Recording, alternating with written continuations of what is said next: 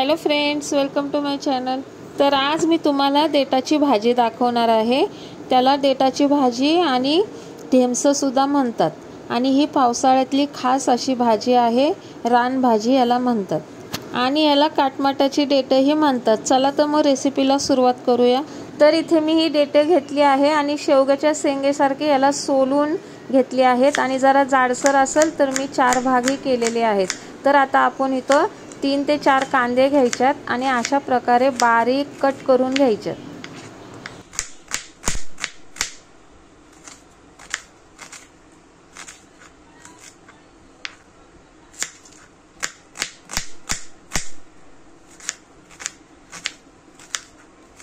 तर आता आपण गॅस ऑन करून कढई ठेवायची आहे। कढईमध्ये आपल्याला थोडेसे शेंगदाणे टाकून शेंगदाणे चांगले भाजून घ्यायचे आहेत। शेंगदाणे भाजून घेतल्यावरती आपण ते एका प्लेटमध्ये काढून घेऊया।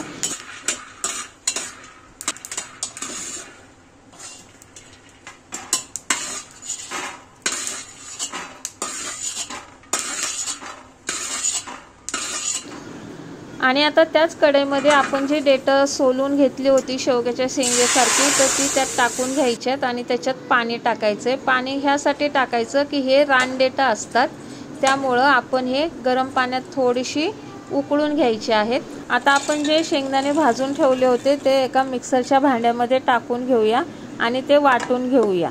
शेंगदाणे आपल्याला थोडेसे जाडसरच ठेवायचे आहेत। तुम्ही बघू शकता अशा प्रकारे मी थोडेसे शेंगदाणे जाडसरच वाटून घेतले आहेत।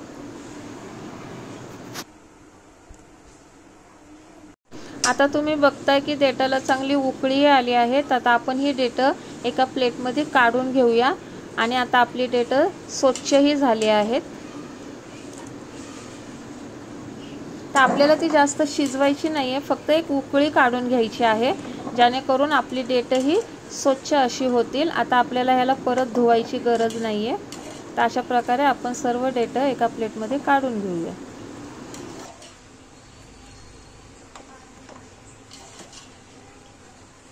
तर आता मी त्याच कढईमध्ये 3 ते 4 चमचे इतकं तेल टाकलं आहे।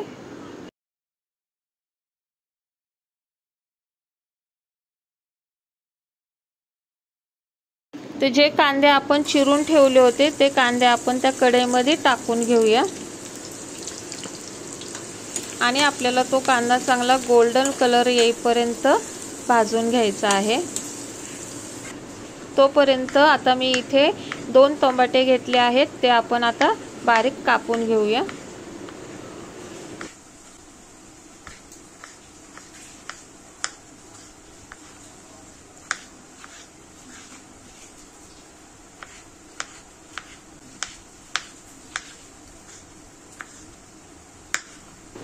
तर तुम्ही बघू शकता कांदा थोडासा गोल्डन कलर यायला लागला आहे। तर आता आपण जे टमाटे कापून घेतले होते तेही त्याच्यामध्ये टाकून घेऊया। आता तेही आपण चांगलं 2-3 मिनिटं चांगलं परतून घ्यायचं आहे।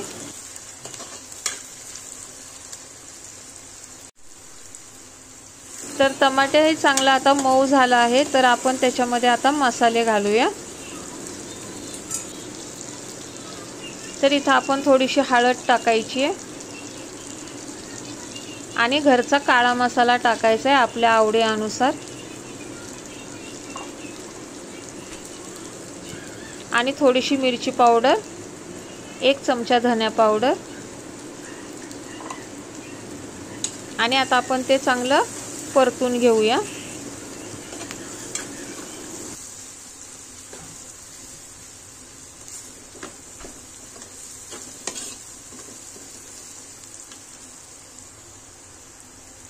आणि जो आपण शेंगदाण्याचा कूट केला होता तो कूटही आपण त्याच्यामध्ये टाकून घ्यायचा आहे।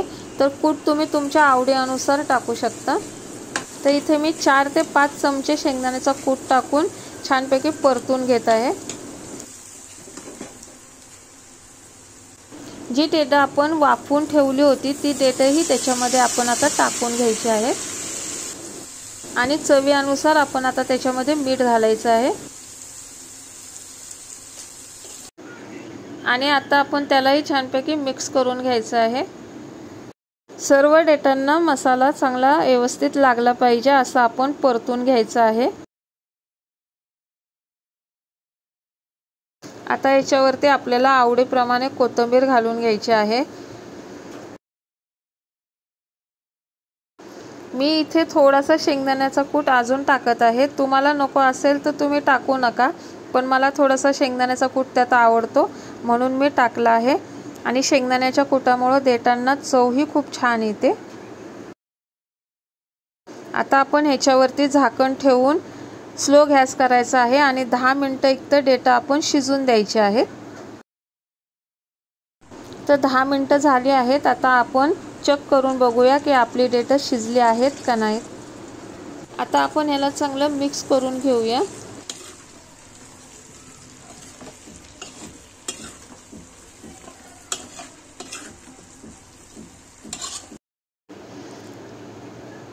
तर आता ही डेटा जी आहेत ते पूर्णपणे शिजली नाहीत, तर आपण अजून 5 मिनिटं शिजून देऊया। तर 5 मिनिटं झाली आहेत, तुम्ही पाहू शकता। तर आधी आपण ह्याला चांगलं मिक्स करून घ्यायचे।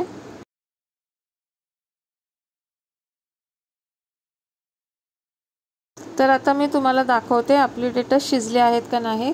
तर तुम्ही बघू शकता आपली डेटा छानपैकी शिजली आहेत। तर तयार आहे आपली डेटाची भाजी। तर ही भाजी तुम्ही घरी नक्की ट्राय करून बघा। ह्याला पावसाळी डेटा असं नाव दिलं आहे आणि ही काटमाटाची डेटा फक्त आणि फक्त पावसाळ्यातच आपल्याला खायला भेटतात। तर तुम्हाला कशी वाटली माझी ही आजची रेसिपी कमेंट करून नक्की सांगा। व्हिडिओवर जर माझ्या नवीन असाल तर व्हिडिओला माझ्या लाईक करा, शेअर करा आणि सबस्क्राईब करायला विसरू नका। पुन्हा भेटू।